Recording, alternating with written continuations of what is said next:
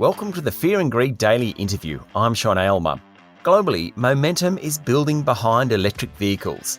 Recently, the European Commission voted to ban the sale of vehicles that run on petrol or diesel by 2035 and will roll out a network of charging stations to meet rising demand.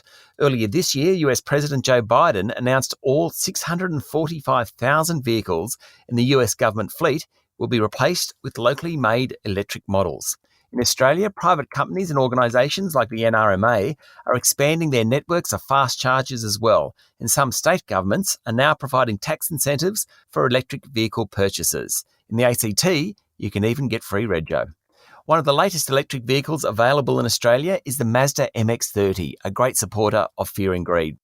Alastair Doak is the Marketing Director for Mazda Australia. Alastair, welcome to Fear and Greed. Well, thank you.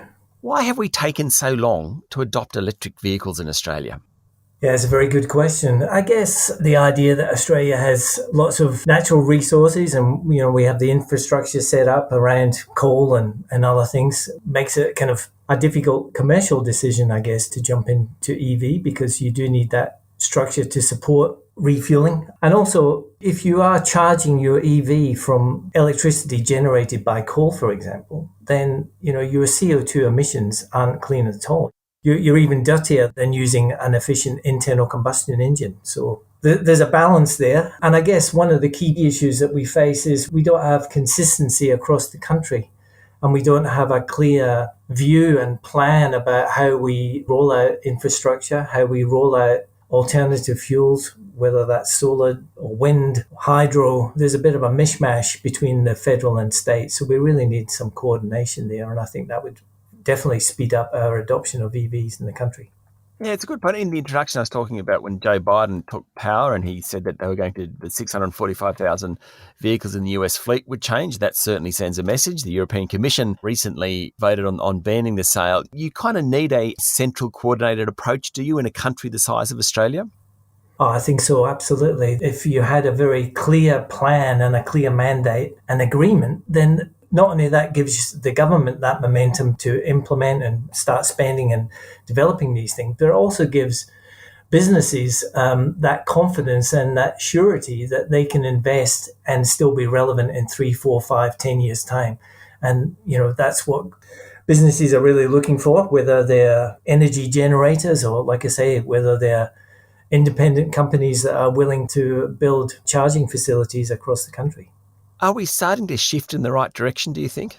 Well, there's certainly some momentum there, and we've seen, some positive things out of the New South Wales, Victorian and other of the state governments, looking at investing in EV infrastructure, but also, offering discounts on registration and other incentives for people to adopt EVs. And we know that, there's a lot of Australian buyers interested in owning an EV and are interested in the technology and what it can do for the environment. And quite frankly, EVs are pretty nice things to drive as well. They're very refined. They can feel very quick as well, and they can be very quick. So there's lots of benefits there. But, people, this range anxiety thing is still there. And, from Mazda's point of view, what we've been asking governments to do is, first and foremost, is to encourage the infrastructure. And, of course, backing that infrastructure up with renewable energy. Because as I said, if you are filling up your EV from coal-powered generated electricity, then your CO2 emissions are actually higher than probably the car you're driving right now. So it's not really an answer. You really need to have that whole package in place. And I think the short-term incentives on radio and things are obviously welcome. It helps. But ultimately, I think if the car companies across Australia, and there's many of them, they all have access to EVs, their portfolio of EVs will only grow over time. So I think it would be a natural market competition would grow if the infrastructure was here. So I think that's the number one thing that we would like to see is infrastructure backed up by renewable resource. So I had a friend who pre-lockdown drove from Ballina in New South Wales north to Sydney in his EV. And he said it just takes planning because range is always the issue that people talk about. And he said so long as you plan it, it's actually quite easy to do. To be honest, I was a little bit surprised by that. Well, it's certainly the infrastructure is growing and there is key charge points on major roads. it's where you kind of move off the beaten track a little bit and go adventuring, then you soon find that maybe there isn't so many charge points around, and then that's when the range anxiety would obviously kick in. But yeah, I mean, if you can drive from Sydney to Melbourne or even Sydney to Brisbane, or, on those major roads, there is charge points, and importantly, some fast chargers which have big capacities. You can actually charge your car quite quickly. Okay, Alastair, now I'm going to show my total ignorance. I've never had an EV. How long does it take to charge? And I'm just interested in, can I just pull up somewhere and charge it and pay a fee, or is it like a subscription? Well, you can do both. There is networks where you can subscribe, but they also have access as well. And quite often councils around, certainly in Melbourne, and I'm sure in Sydney as well, they offer either for free or you can pay a fee, and it's not that expensive to charge your EV. So basically, the amount of time it takes to charge your car depends on how big the battery is, funnily enough. Yep. So the Mazda MX-30 has deliberately got quite a small battery, and that's to balance its whole impact on the environment across its whole life. So this one got a 35.5 kilowatt hour battery. Now, you can charge that from 20% to 80% just using a standard plug it into the wall at your house. Now, that would take 9 hours. But if you get a wall box, and typically a wall box is installed for a couple of $1,000, and it would give you 6.6 kilowatts, so more powerful, and that would take 3 hours to do that, 20 to 80%.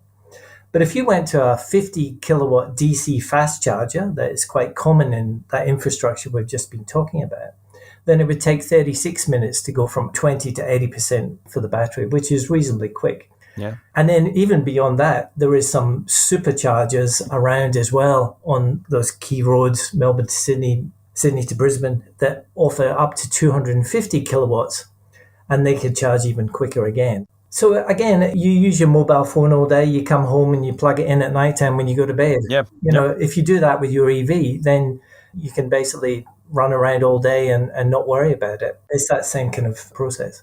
Stay with me, Alastair. We'll be back in a minute. My guest this morning is Alastair Doak from Mazda Australia.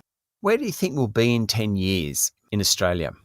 In 10 years, well, you would think, last year there was less than 1% of sales were electric vehicles. That's going to change. It is growing. And I think in 10 years' time, or even by 2030, we'll be, maybe 20, 30%, maybe a little bit higher of sales will be EVs, pure EVs, battery electric vehicles.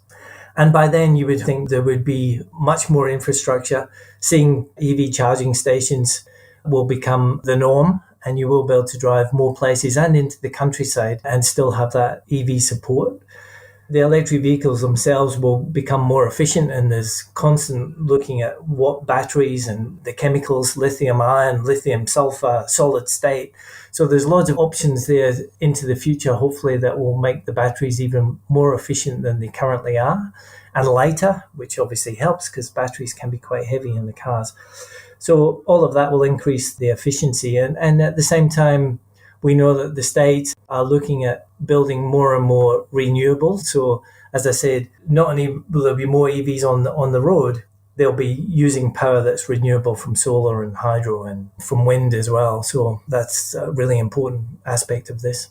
How has the MX-30 been accepted? Because I think it's great. Obviously, Mazda is backing EVs. You wouldn't be bringing out a vehicle like that if you weren't. And you're taking on some pretty big players in that EV market, though admittedly it's underdeveloped in Australia. So what's the acceptance rate been like of MX-30? Well, the MX-30 electric is actually only just going on sale now, realistically. Yep. But having said that, we've had some very good interest from existing Mazda customers and also our dealer network. Most of them signed up to become an EV dealer, and that means they need to put in charging points and do the training around this new powertrain, which is, as you say, our first one ever. So there's all of that investment that they need to make, but they've been very keen to get involved and to be able to make sure that they can sell EV, not just now, but into the future as well. And the motoring press have been very complimentary about how EV drives and its level of refinement, its sportiness. So an EV powertrain, it's one gear, it's got instant torque delivery, so instant pulling power. Our engineers in Japan worked very, very hard to make sure that our EV still drives and feels like a Mazda, which has got a reputation of being, an engaging drive, a sporty drive, and how you fine tune all of those elements to make it kind of relatively comfortable for a customer to get into the car and it still feels like a Mazda would drive.